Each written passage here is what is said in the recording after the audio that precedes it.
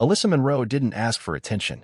She wanted a seat, a stack of files, and 4 hours of peace before walking into one of the most important courtrooms of her life. But what she got was a clear reminder of how quickly dignity can be denied, even at 30,000 feet. The sky had turned silver as rain started to fall just when Alyssa stepped out of the cab. Her navy blazer was damp around the collar as she boarded Flight GR-284 from Chicago to Washington, D.C. She had booked a business-class seat weeks in advance, not for luxury, but for focus. She needed space to read, organize, and think. Seat 3A. The cushion felt new, firm under her back. Her briefcase, a smooth, worn leather case older than her last 2 apartments, slid carefully beneath the seat in front of her. She adjusted the folder inside, its edges lined with court prep notes for the hearing tomorrow. Civil employment case. Title 7. One that could set precedent. As passengers filled the rows, Alyssa kept her gaze low, reviewing the printed arguments. She didn't look important. Not the way most imagined a lead civil rights attorney would look. No designer bag. No flashy earrings. Her presence was quiet, composed, deliberate. A tall man in a tailored overcoat shoved his bag overhead. A flight attendant with platinum blonde hair rushed over, smiling widely. "Let me help you with that, sir," she said. "Appreciate it," the man replied with a wink. She turned and passed Alyssa without a word. Just a glance. A nod. Then moved on. Alyssa exhaled. No greeting needed. Just basic fairness would have been fine. A few minutes later, the attendant came down the aisle with a tray of champagne flutes and mineral water. Row 2 received glasses. Row 3's aisle seat received a sparkling bottle. Alyssa? Nothing. No eye contact. No offer. She kept her face still, but her fingers paused, the edge of her briefing paper softening under her grip. A few droplets from the earlier rain had warped the corner of her cover sheet. She replaced it carefully, mindful not to smear any ink. Behind her, laughter. Then a voice, low but sharp enough to carry. "Some people pack their whole desk for a flight. Must be important. Or just want to look like it." Alyssa didn't turn. Her left hand tapped once, twice, 3 times on the armrest. Controlled breath. Calm posture. Let it pass. She'd done that 1,000 times before. The engine hummed as the plane taxied forward. Across the aisle, a young couple was clinking glasses, already snapping selfies. The attendant returned with a tablet, crouching by the couple. "Mr. Kershaw, you ordered the grilled salmon. And for Ms. Kershaw, vegetarian with a sparkling grape. Got it." She smiled. Joked. Leaned down to eye level. Then she straightened and approached Alyssa. No crouch. No smile. "You'll need to store your bag under the seat." "It's court material," Alyssa replied, calm but firm. "I'd prefer not to bend it. I can place it in the forward cabinet if needed." The attendant's lips pressed tight. Her name tag read Shelby Ramsey. "That's for priority guests," she said. "You're not on that list." There it was, in front of half a row. No subtlety. "I'll keep it right here, on my lap," Alyssa said, pulling out a folder and placing it gently atop her skirt. "It won't obstruct anything." Shelby said nothing. Just walked away. The plane lifted, and as they leveled off, Alyssa leaned back slightly, but sleep wouldn't come. She stared out the window at a blur of clouds. Her heart was steady, but her memory wouldn't let the moment pass. She had built her entire legal career documenting quiet acts of erasure. The slow, cutting microaggressions that get dismissed as bad service or oversight. Her current case?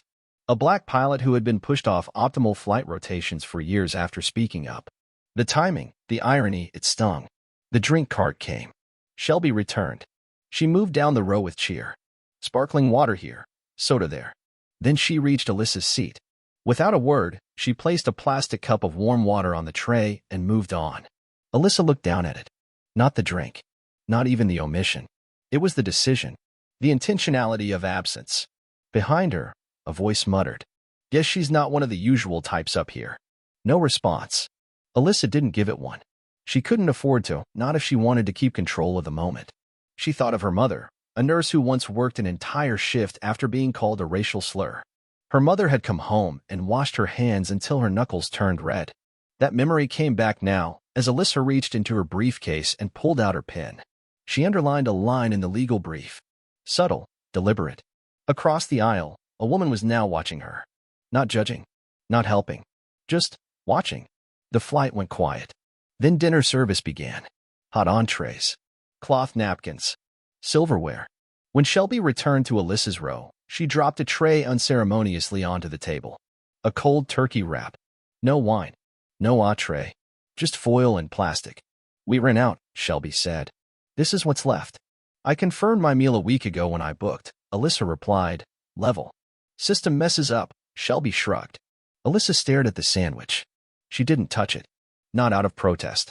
Out of principle. This wasn't just a bad moment. It was a record. A pattern. A data point. Alyssa closed the tray, retrieved a small folder from her briefcase marked FAA, Civil Conduct. Inside, Federal Compliance Notes. Protocols. Escalation paths. She wrote. Time, 7:52 p.m. Name, Shelby Ramsey. Seat, 3A. Incident, disparity in cabin service, non-response, visible omission, food downgrade. Physical spill, no apology. Facts, not feelings. The water spilled 20 minutes later when Shelby retrieved the tray. The cup tipped, liquid spilling onto Alyssa's lap. Shelby didn't blink, didn't apologize, didn't care. Alyssa sat still. The cold sank in. Across the cabin, no one reacted. No gasp. No acknowledgement. That silence felt louder than any insult. Alyssa reached for her phone. Message. In-flight discrimination protocol in motion. FAA escalation requested. She didn't send it. Not yet. She waited. She'd learned that timing matters more than noise. And right now, she was building a file, not a scene. An hour later, as the plane began to descend, Alyssa pressed the call button. A second attendant, older, composed, responded. Yes, ma'am. I need the lead attendant's name and ID for documentation. He didn't ask why. He just handed her a card 10 minutes later. Alyssa placed it inside her jacket. The wheels touched down in D.C. As passengers stood, Shelby walked the aisle, smiles reset, voice chipper. When she reached 3A, she hesitated. Her mouth opened. Alyssa looked up. Calm. Silent. Shelby said nothing. She kept walking. At the gate, 2 people waited. No signs. No badges. Just posture. Federal compliance officers. Alyssa walked past without acknowledging them. Behind her, Shelby continued humming, unaware. But her badge had already been flagged. Alyssa's message had been received. By the time Shelby stepped into the terminal hallway, she was met by one of the agents. Quiet conversation. No scene. No confrontation. Just questions. Just consequences. Alyssa walked into the night air, her phone vibrating softly. Response. Credentials suspended. FAA preliminary review in process. Thank you. No celebration. Just confirmation. Alyssa didn't look back. This wasn't a victory. It was accountability. And the system, for once, was moving with her.